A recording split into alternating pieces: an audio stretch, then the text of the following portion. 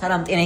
ይስጥልኝ ከስታቶች አክም ቤት ነበር የምንመጣው እዚህ ቤት ሾው ታሟል የሚባል ስልክ ተደውሎልን ነበር ምን ባኪው ሁለት ሳምንት በቃ ያቀረብልነት ምን ላይ የበላ ያሽተተ ነው የሚመልሰው ኦኬ አይበላም ምግብ በቃ ምግቡ ተመርሶ ስለሚሆን ምናልባት እስኪ ምግቡን እንየውና መድኃኒት ታዝለታ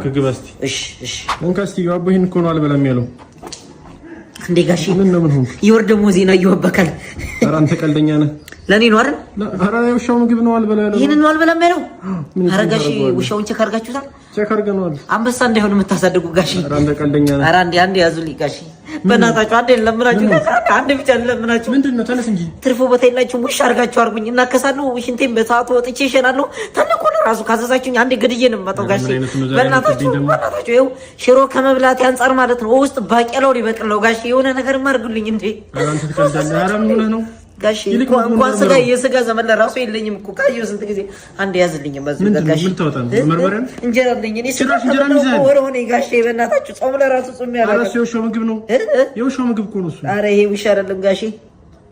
አይ እርሶ ነው ተሻ ጋሺ ይሄን እየሰደብከኝ ነው ይኸው ጋሺ